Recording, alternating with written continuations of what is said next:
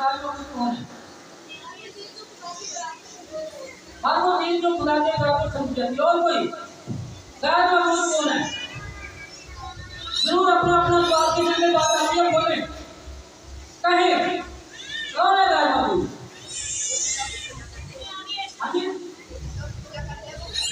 जो बुतों की पूजा करते हैं वो गैर माबूदों की पूजा करते हैं। तो दूसरा कौन क्या है? तो अपने लिए कुछ राशि मूर्त में बनाना, वो भी बहुत बड़े 613 मानो 10 मानो कन्वर्ट की तो अपने विश्वास को दे। तो इसका मतलब है कि ये तो एक जैसे नहीं है। गैर माबूद हर वो चीज, जैसे जो हमारा ने बताया, हर वो चीज जिसको खुदा ने बनाया है, जिसको खुदा ने बनाया है, लेकिन हम उसको खुदा के मुकाबले में खड़ा करके उसकी पूजा शुरू कर देते हैं। सूरज को खुदा ने बनाया है, आज भी लोग सूरज की पूजा करते हैं। चंद्र को खुदा ने बनाया है, आज भी लोग चांद की पूजा करते हैं। सारे चौधरी को खुदा ने बनाया है, खुदा पूजा दर्जा किया जाता है। कई कौमों में बादशाह को खुदा के बराबर दर्जा किया जाता है, जिसमें करते थे। या जिन्हें यीशु की मार है, अपने अपने देवताओं को जिनको खुदा ने बनाया था वो खुदा के मुकाबले में ला खड़ा करते हैं। तो सारे चाचे ने किसने बनाया? सारे चाचे ने किसने बनाया? सारे चाचे मामे ताए लोग सब लोग किसने बनाया है? ऐसे चाचा बाकी का टाइम की है 9 बजे, तो 9 बजे चाचा मामा ताया खड़ा उसका लेकर आ कर बोले चलो अगले संडे चले जाओगे। बड़ी देर बाद चाचा ताया है, फिर अगले संडे चले जाओगे। हम क्या फैसला करते हैं? गैर माबूदों को मान लेते हैं। हम क्या करते हैं? गैर माबूदों को जिनको खुदा ने बनाया है वो हमारे घर में आ जाते हैं और उसने कभी गैर माबूदों को मनिया ही नहीं। तो आज फैसले का दिन है, फैसला करने कि आज के बाद आपने गैर माबूदों को मानना है या उनको भी अपने साथ लेके आना है। यह हम फैसला करें अपनी जिंदगी, और ये फैसला आपका अटल फैसला होना चाहिए। हम अपने फैसले में बहुत कमजोर होते हैं, हम अक्सर अपने फैसले बहुत कमजोर करते हैं। किसी के नाराज हो जाने की वजह से हम अपने मजबूत फैसले नहीं कर पाते। कोई पंचायत खानदान का फैसला हमारे पास आ जाए, कोई बिरादरी का फैसला हमारे पास आ जाए, तो हम मजबूत फैसला नहीं कर पाते हैं, क्योंकि हमें किसी के नाराज हो जाने का डर हो जाता है, जिसकी वजह से हम हेरोदीस की तरह फैसलों में कमजोर पड़ जाते हैं। हेरोदीस एक कमजोर फैसला साज था। वो यीशु यूहन्ना को बपतिस्मा देने के बाद पास जाता था तो बहुत ईमान में मजबूत होकर नहीं ये ठीक कहता है कि मैं अपने पीढ़ी को रहना सी उससे पहले जो हमारे उधर करके नफरत पैदा हो जाती है। हम अपने फैसले में बहुत कमजोर होते हैं। हमारे यहाँ जब बच्चा पैदा होता है उसकी बड़ी अच्छी तरह से लेके दाज करते हैं, उसकी परवरिश करते हैं, उसको अच्छे स्कूलों में पढ़ाते हैं, उसको जवान करते हैं। जब वो जवान हो जाता है तो फिर हमारी जिंदगी में फैसला करने का वक्त आता है। वो फैसला अगर गलत फैसला हो गया तो हमारी आने वाली 5-6 नस्लें तबाह हो जाती हैं। लेकिन अगर वो फैसला हिकमत के साथ अच्छा फैसला हो गया तो हमारी आने वाली नस्लें तर करनियां नस्ल तर करनियां आने वाली यहाँ से नस्ल तबाह कर देती है तो यहाँ नस्ल तार देती है। तो हमारे लिए ये फैसले मजबूत फैसले करने की जरूरत है, और वो फैसले तभी मजबूत फैसले होंगे जब हम अपने फैसलों को कमजोर करते हैं। फिर हम बाइबल में एक वाक्य देखते हैं फैसले के हवाले से, फिरौन और मूसा के दरमियान। मूसा फिरौन से जाकर कहता है कि हमारे खुदा ने हमें 3 दिन की मुसाफिर पे जाने को बोला है कि हम 3 दिन की मुसाफिर पे जाएं और बियाबान में जाकर अपने खुदा के लिए ईद करें। अब ईद तो वो मुल्क मिस्र में भी कर सकते थे ना, ईद वो मुल्क मिस्र में भी कर सकते थे। वहां पर ईद ना करने की वजह क्या थी? वजह ये थी कि जिन जानवरों की कुर्बानी बनी इस्राएल ने देनी थी वो जानवर मिस्रियों के खुदा थे। वहां पर बहुत बड़ा फसाद बर्पा हो जाने का खतरा था, जिसकी वजह से खुदा वहां पर अपने लोगों को ईद मनाने की इजाजत नहीं देता है। वो इन लोगों में वो इजाजत मांगता है कि हम जाएं और वहां पर जाकर खुदा की ईद करें।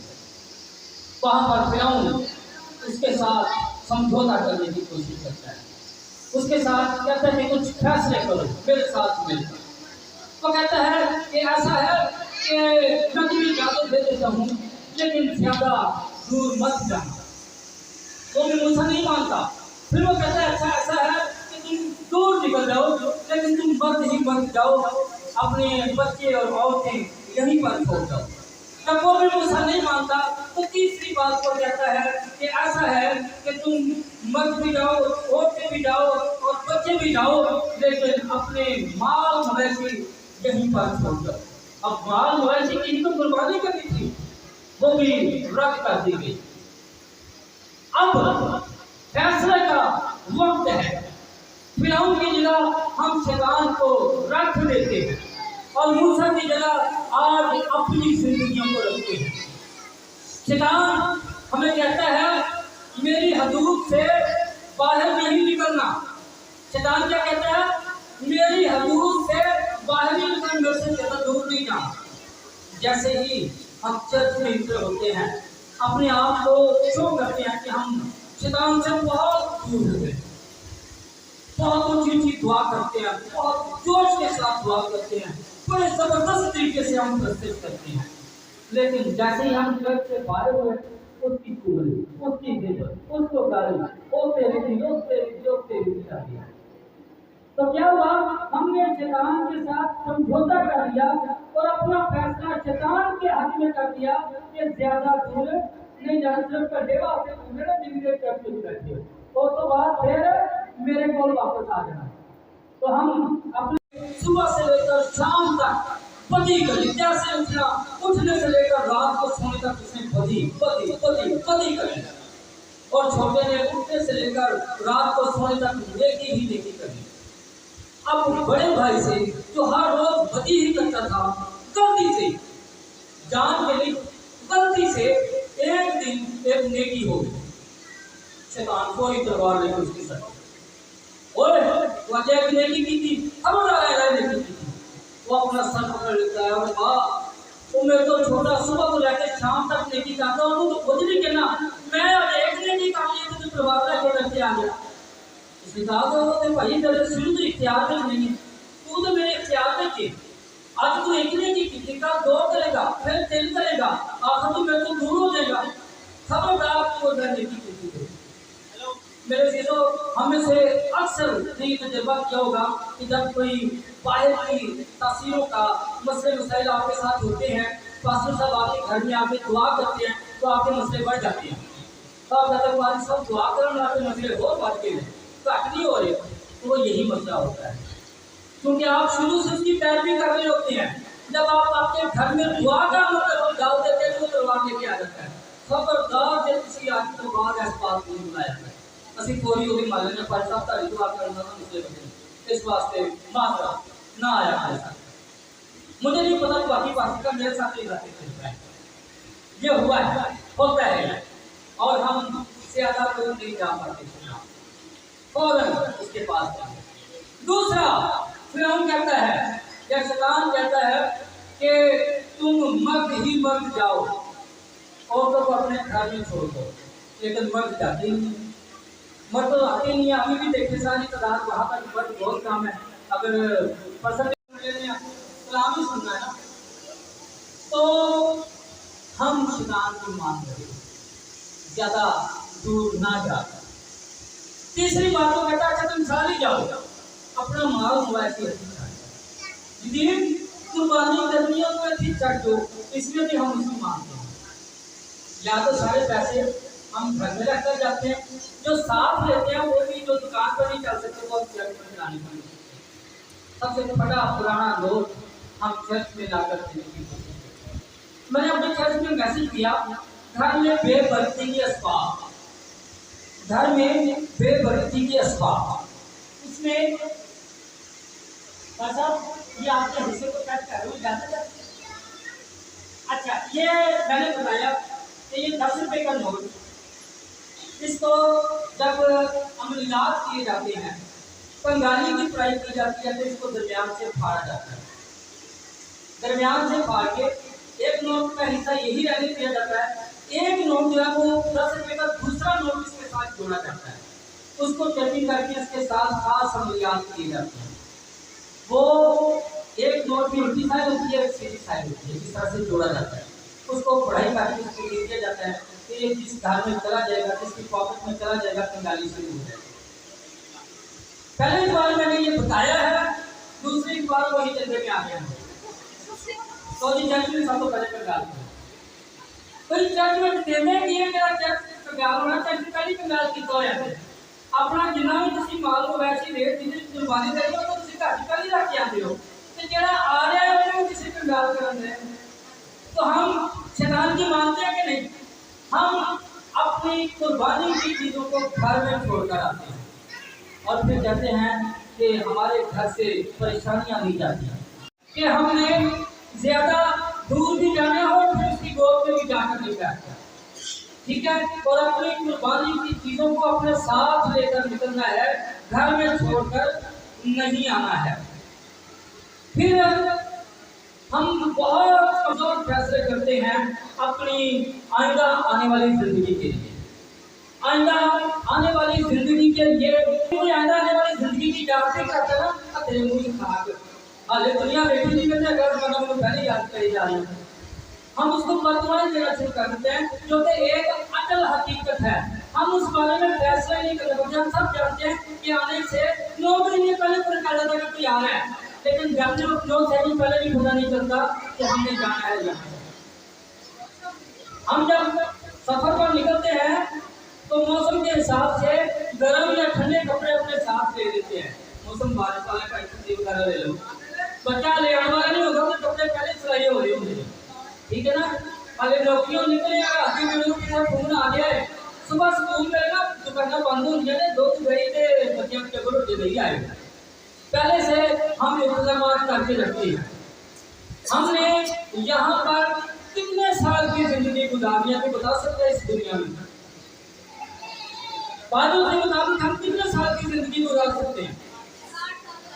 60, 70 या कुवत हो मक्खन सलाद खाते हो 80 साल की हो, ऐसा 80 साल की जिंदगी वास्ते असि खून पसीना एक कर देने हैं।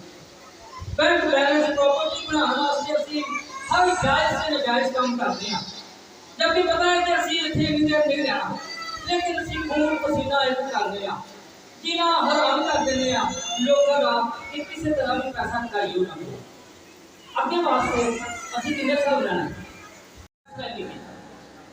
असि क्या हाल है दुनिया में देखिए, फिर अगे टीवी देखना।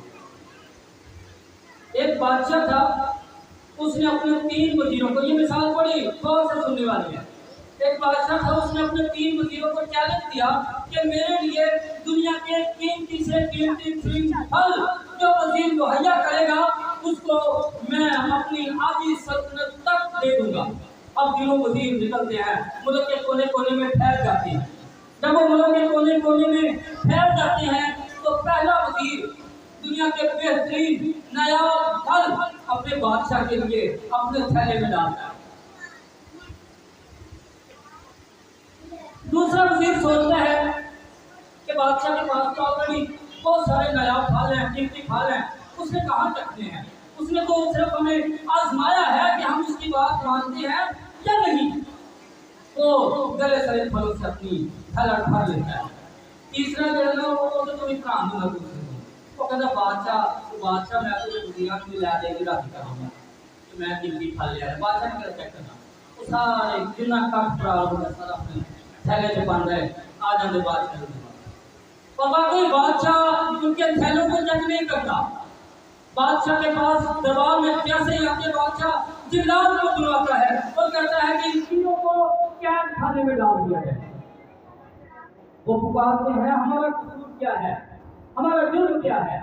बादशाह कहता है आपका कोई जुर्म नहीं है, मैं जानना चाहता हूँ कि आपने मेरे हुक्म की कितनी तमीज़ की है। आपको 7 दिन के लिए कैद खाने में भेजा जाता है और 7 दिन तक आपको खाना नहीं दिया जाएगा। जो आप अपने थैलों में लाए हैं 7 दिन तक आप इसी को खाएंगे। और जिन्हें तो बड़े नायाब की कीमती फल अपने थैले में वो तो बड़े अयाशी अल्लाह तो बड़ा रोक क्यों नहीं करते गुजारे ते जिन्हें कख प्राण अपने थैले च पाया से तीसरे दिन मर गया। तो मेरे जीजो हमारे लिए फैसला करने का वक्त है कि हम अपनी जिंदगी के थैले में कौन से फल डाल सकते हैं, हम अपनी जिंदगी को कैसे करेंगे। खड़ा हुआ है ये फैसला आज सोचना है और अपने लिए फैसला करना है कि हमने अपनी अगली जिंदगी के लिए अपने थैलों में क्या भरना है। बुढ़ापे में जाकर तो सारी अदालत करते हैं, अपने आप को जवानी में तैयार करें कि हमने आगे जाकर क्या करना है। एक बादशाह की 4 बीवियां थी। जब बादशाह ने मरने का वक्त आया तो उसने अपनी आखिरी ख्वाहिश का इजहार किया कि मैं चाहता हूँ कि मेरी 4 बीवियों में से एक बीवी मेरे साथ इस सफर में जाए। चौथी के बाद जाता है जो यंग होती है उसकी लाडली बीवी होती है, उसको कहता है मैं चाहता हूँ कि इस आखिरी सफर में मेरे साथ जाए। अरे रब्बा मैनू माफ कर दे, मैं हले दुनिया देख रही है, मैनू अपने सफर के नाल लेके जा, मैं नहीं जा सकती, मेरे वालों मान। यही जवाब उसको तीसरी बीवी से मिलता है, यही जवाब उसको दूसरी बीवी से मिलता है। पहली बीवी जिसकी वो कदर नहीं करता था वो खुद उसके पास आती है और कहती है कि मैं इस सफर में आपके साथ चलने को तैयार हूं। अब ये 4 बीवियां कौन है? चौथी बीवी हमारी ये बॉडी, हमारा हजारों का लोशन, हजारों का तेल, हजारों का साबुन हम इस बॉडी पर मसाज करते हैं, मलते हैं खूबसूरत बनाने के लिए। लेकिन जब वक्त आता है तो ये हमारा साथ नहीं होती। मैं खाकर तेरे नाल मैं नहीं जा सकता। तीसरी बीवी हमारे दोस्त, हमारे अजीज, हमारे रिश्तेदार जो कहते हैं जल्दी जल्दी दफनाओ, बढ़िया गर्म दवाइयाँ खा रहे थे, मौसम बड़ा गर्म है, पेट होना शुरू हो गया और नाक में जो खून आना शुरू हो गया, पानी आना शुरू हो गया, नाक में जल्दी जल्दी कबर कराओ, जल्दी जल्दी दफना के आओ, दफना के यहाँ के चावल खाने शुरू कर दिए। ये है हमारी तीसरी बीवी। और दूसरी बीवी है हमारा बैंक बैलेंस, हमारी प्रॉपर्टी जिसके लिए हम सारी जिंदगी मेहनत करते हैं, वो भी अपनी जगह पड़े रहते हैं, वो भी हमारे साथ आखिरी सफर में नहीं जाते हैं।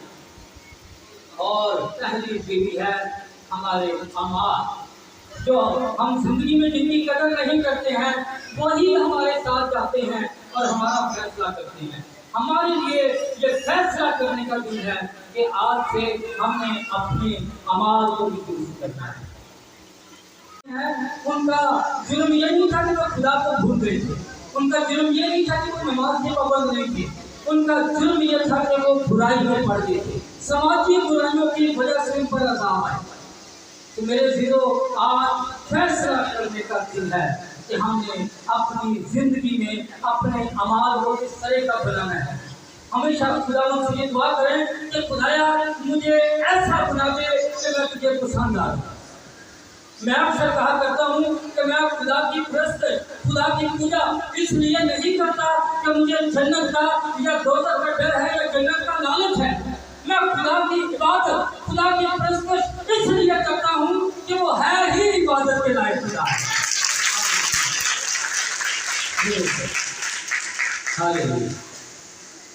हम अपनी जिंदगी का एक और फैसला करें। हम में से हर एक इंसान को गुस्सा आता है, किसी को कम गुस्सा आता है, किसी को बहुत ज्यादा गुस्सा आता है, लेकिन हम में से हर एक गुस्सा करता है। कुछ लोग हैं जो गुस्से में आकर बहुत ज्यादा नुकसान कर लेते हैं, अपनी जिंदगी का भी, अपने मुस्तकबिल का भी, अपने खानदान का भी नुकसान कर लेते हैं, कत्ल तक कर लेते हैं गुस्से में आकर। कलाम मुक़द्दस गुस्सा करने से मना नहीं करता है, कलाम मुक़द्दस मना करता है तो इस बात से कि गुस्सा तो करो मगर गुनाह ना करो। गुस्सा साहिब अकल होने की अलामत है। गुस्सा इस बात की अक्कासी करता है कि इसमें शऊर है, इसमें अकल है, इसको पता है कि कौन बात दुरुस्त है और कौन सी बात गलत है। वो अपने गुस्से का इजहार करके अपनी सही या गलत की निशानदेही करवाता है कि ये मुझे समझबूझ है। एक सांप था तो बागे की दुकान में घुस गया और जब वो कबाड़ी की दुकान में इधर उधर फिर रहा था, जो किसी को देखकर अपना नुकसान कर रहे हैं, किसी की कामयाबी को देखकर अपने ही अंदर जल कर हम अपना नुकसान कर रहे हैं, कहीं हम उसकी अक्कासी तो नहीं कर रहे। हमारे अंदर अदम बर्दाश्त कम हो गई है, हम बर्दाश्त नहीं करते। बल मेरे करो बर्दाश्त नहीं होगी, बर्दाश्त नहीं करना, कहीं का भी बर्दाश्त करें। गुलाम कहता है जो आखिर तक बर्दाश्त करेगा वो निजात पाएगा। और बर्दाश्त हमेशा पूरी बात को किया जाता है। एक किसान था, उसका घोड़ा कुएं में गिर गया, बड़ी कोशिश की उसने, बड़ी कोशिश की, लगाम फेंकी के थोड़ा सा घोड़ा का थोड़ा सा मैं लगाऊं, जब वो नहीं निकाल पाया तब बुझा दिया और मेरे किसे काम करनी थी तो कूद के गई। गाँव में कहता है, गाँव वालों को कहता है कि घोड़ा मेरा गिर गया, मैंने बहुत कोशिश की है, तो आपको मर गया, वो बहुत स्मेल आएगा, तो हम ऐसा करते हैं कि पूरे कोई फिल कर देते हैं, पूरे में हम खून उगा सारा पहनते थे, ठीक है जी, कोई देखी लेके निकला है, कोई पतीला लेके, कोई बेलचा लेके, कलारी लेके, सब अपने अपने लेके धुआं ला रहे हैं और सारे अपने अपने देख रहे थे सुटन ले रहे। तो थोड़ी देर के बाद वैसे घोड़ा हो गया। कोई बता सकता है घोड़ा कैसे ऊपर आया? वो जैसे जैसे गद्दर फेंक रहे थे, घोड़ा घुटक देता था, स्किन से घोड़ा घुटक देता था और वो मट्टी नीचे पाँव में आ जाती थी, वो पाँव ऊपर रख देता था। इसी तरह से पूरे पूरे के फिर होने तक को यही अमल करता रहा और ऊपर आ गया। ये तगारियाँ, ये बेलचे, ये वो तनकीद है, ये वो तर्ज है, ये वो मजाक है जो हमारी जात पर किए जाते हैं। जब हम उसको झटकते जाएंगे, अपने पाँव के नीचे रखते जाएंगे, तो वही मजाक, वही तर्ज हमारी तरक्की का है। जब हम बर्दाश्त नहीं करेंगे, उनको अपने घर में सवाल कर लेंगे तो हम दफन हो जाएंगे उसी तनकीद में, उसी तंज में। लेकिन जब हम बर्दाश्त करेंगे, अपने पाँव के नीचे रोकते जाएंगे, तो हम तरक्की करते चले जाएंगे। इसलिए अदम बर्दाश्त का जो मादा है वो अपने अंदर से बर्दाश्त करना सीखें, आप जिंदगी में तरक्की कर देंगे। आज आप फैसला करें कि आप गुस्से को पीना सीखेंगे ताकि आप बर्दाश्त करें। हालेलुया। फिर एक बड़ा ही अहम मौजूद, हमारी बहू। आज हमारी बहू को भी एक फैसला करने का दिन है। रूस की मिसाल को अपने सामने रखिए।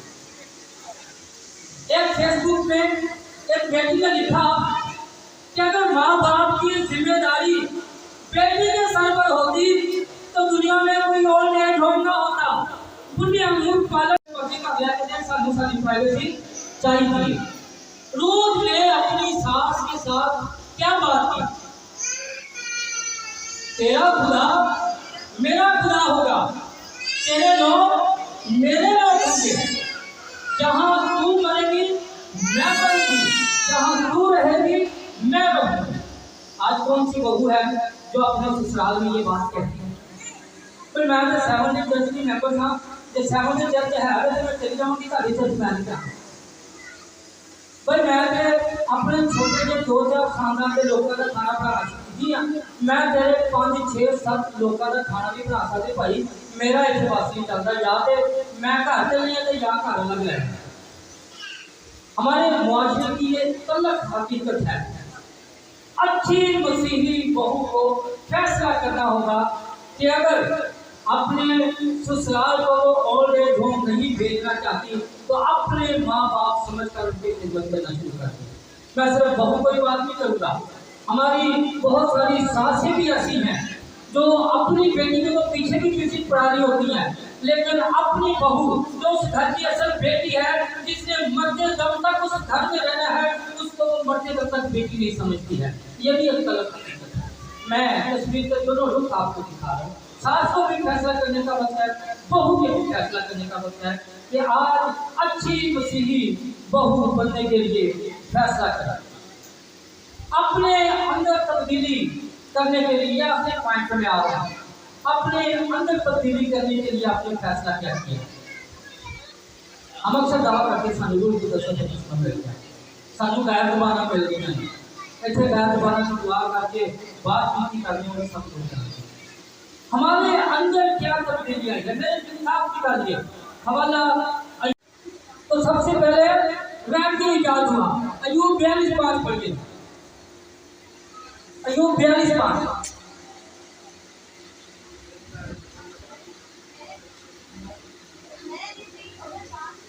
मैंने तेरी खबर कान से सुनी थी, पहले मैं सिर्फ रेडियो ही इस्तेमाल करता था, पहले तेरी खबर कन्ना नाल सुनता था, फिर मैं तजर्बे करने शुरू किए। अगली मैं आवाज सुन रहा हूँ, काश मैनू मेल भी देता, मैं तजर्बे करने शुरू कर दिए।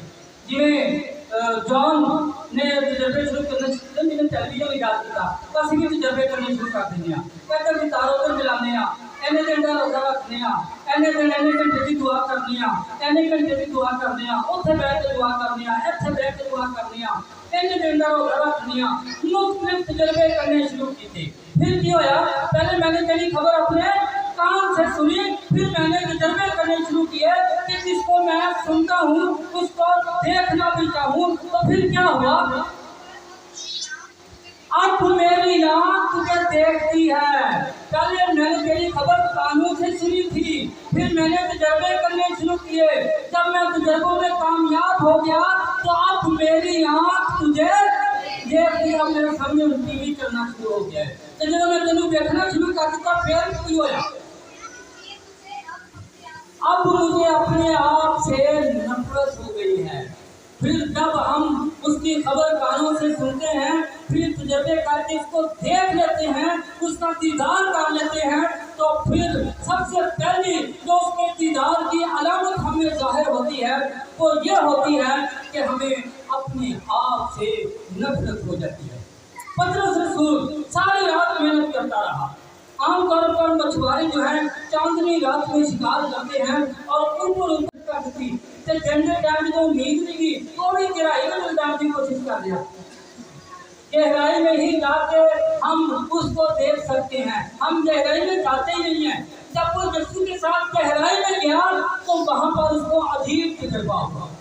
पहले वो सुनता था उसके बारे में, फिर गहराई में जब गया तजुर्बा किया तो वो यीशु को देख लेता है, और जब वो यीशु को देख लेता तो क्या कहता है, यीशु यहाँ से चले जाइए, मैं एक गुनाहगार इंसान हूँ, मैं एक गुनाहगार हूँ। उसे अपने आप से नफरत हो गई, उसे अपने आप सारा गुनाहगार नजर आना शुरू हो गया जब उसको यीशु का दीदार हो गया।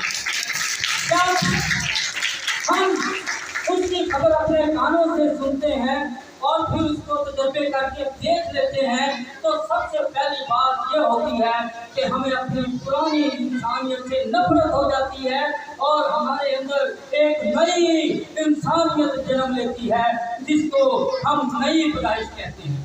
आज नए सिरे से पैदा होने के लिए फैसला करें कि आप अपने कानों से खुदा का जो कलाम सुनते हैं आज से तजुर्बात करना शुरू करें।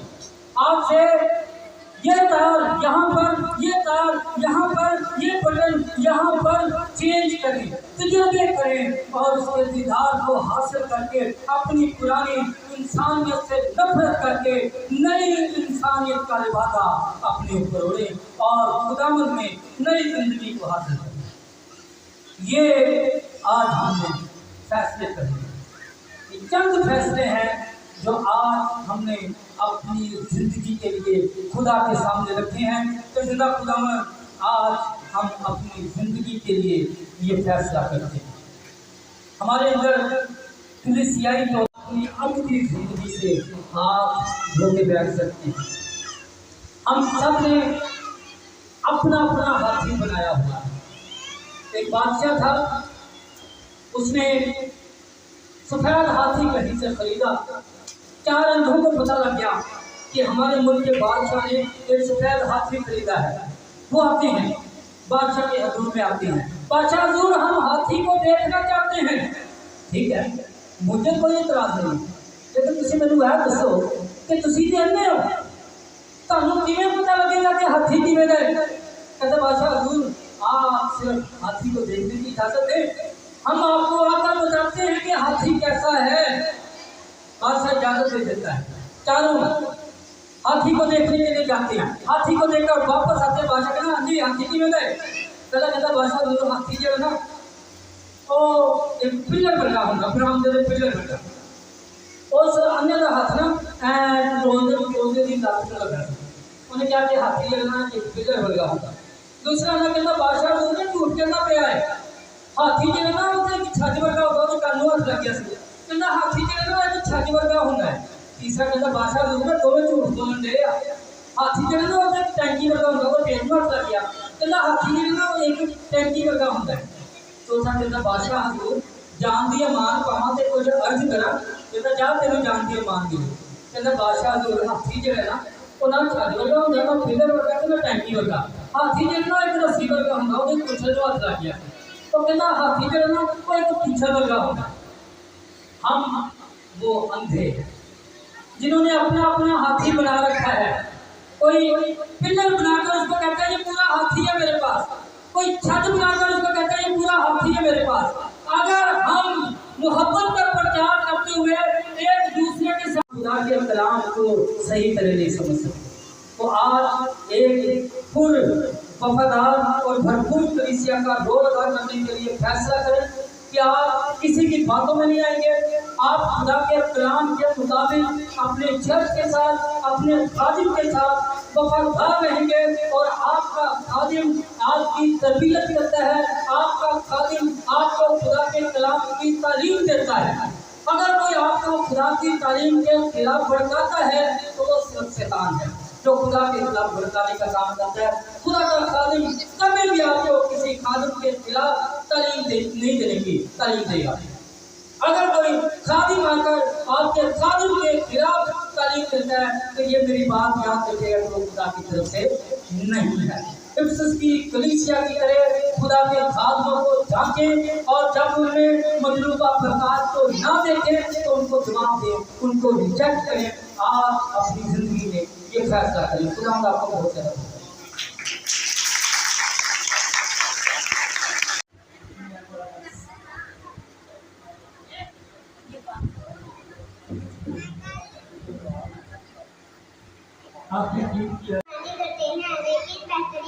जिंदगी गुजारने के लिए हमें हमेशा खुदा की फरमाबरदारी करनी चाहिए। खुदा ने हमारी कदर और कदर के लिए कानून दिए हैं ताकि हम ऐसी जिंदगी गुजार सकें जिनसे खुदा खुश हो।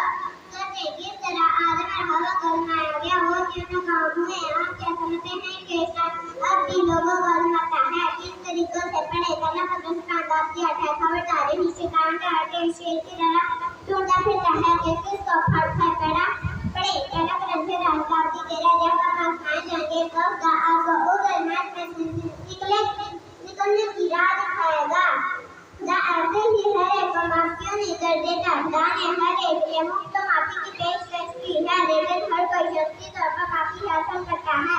हमें तो माफी मिलेगी जब हम यीशु मसीह के जरिए माफी कबूल करेंगे। यीशु को Here, I was really impressed by her body language, by her speaking style. जब मैं बहुत शुक्रगुजार हूँ, जब वो किसी दफा आई तो मैं आपके बोलने के अंदाज से बहुत मुतासिर हुआ। So that is our typical example for our today's youth, especially female youth. ये हमारे लिए एक मिसाल है खुसूसन लड़कियों की यूथ के लिए, And similarly for the parents too. और इसी तरह से वालिदैन के लिए भी। The parents who force their daughters and the brothers that force their sister not to even come in the church, and that is a type of example for them. जो अपनी बच्चियों को बाहर की चर्चेज में नहीं जाने देते थे या बाहर की जगहों पर नहीं जाने देते, ये नियम के लिए एक बेहतरीन मिसाल है। So I am really impressed by your work, by the work of your whole team. So that is my yes. Similarly, Pastor Saab, they beautifully described the things and the stories that he had explained before us that were really amazing. मैं pastor साहब का बहुत शुक्रगुजार हूँ, जिन्होंने बहुत खूबसूरत अंदाज से कलाम को बयान किया और मिसालों और कहानियों के जरिए जिनको हम अच्छे तरीके से याद रख सकते हैं। So may God bless you more and more. तो खुदा आप सबको बरकत दे। And the fruit of the your we can say struggle is here in front of you, and that is from my side that the people who are here. तो वक्त है कि मैंने वक्त आम को जाते वक्त मुझे लग गया कि बस जाओ सांपों और बिच्छुओं को कुछ लो और अपनी इसके सारे कबूल पर लगाओ। आसमानी बाप उसी इख्तियार को इस्तेमाल करते हुए आज तेरा बेटा उसी इख्तियार को तेरी बेटी इस्तेमाल करते हुए ऐ खुदावन इन बंदियों को ऐ खुदावन तेरे बेटे यीशु के लहू में डिप करते आसमानी बाप इस बदन को ऐ खुदावन अपने हुजूर कबूल कर। ऐ खुदावन अपने बेटे यीशु के उनका मंजरे आँख पर आने की इजाजत दे। अपने बेटे यीशु के ठहरने को मंजरे आँख पर आने की इजाजत दे। तेरे बेटे यीशु का खून जो तमाम बेटों तमाम बीमारियों के लिए हमारे अजीज साथों को नाम सुनाओ तो अपना पाप कदम और अपना हाथ वो कर सकता है जो कोई नहीं कर सकता। आसमानी बाप अपने बहन को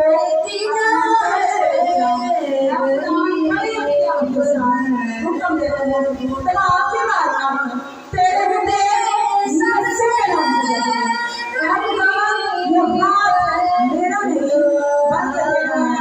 ऐ खुदा तेरे बेटे यीशु के नाम से तेरा बेटा यीशु का खून है तेरे बेटे यीशु का खून है तेरे बेटे यीशु का खून है तेरे बेटे यीशु का खून तेरे बेटे यीशु का खून जो बड़ी कुदरत और बड़ी ताकत वाला है जहाँ पर लग जाता है सांस तेरे बेटे यीशु का खून है।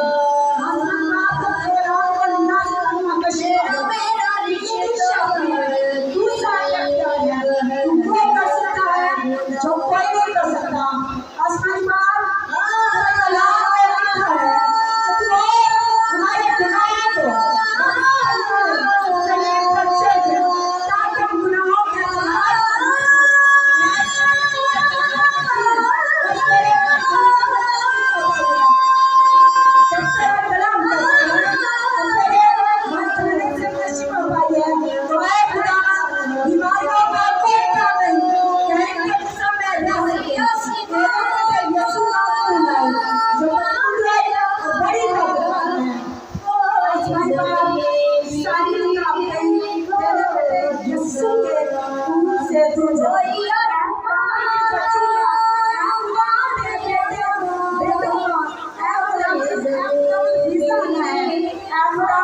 मेरे कान को सुने मेरी आंखें जाए सबों को देखें और मेरे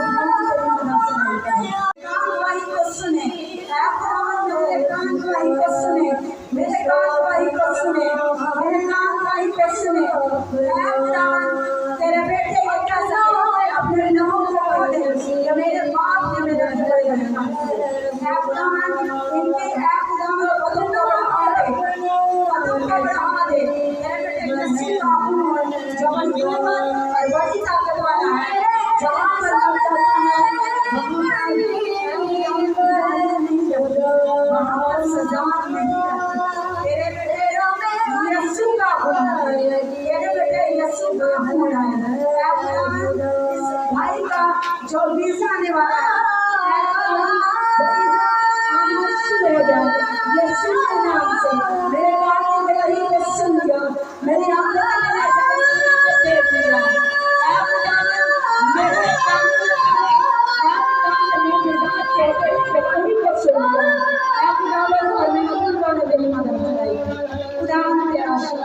खुदावन तेरा शुक्र खुदावन तेरा शुक्र खुदावन तेरा शुक्र।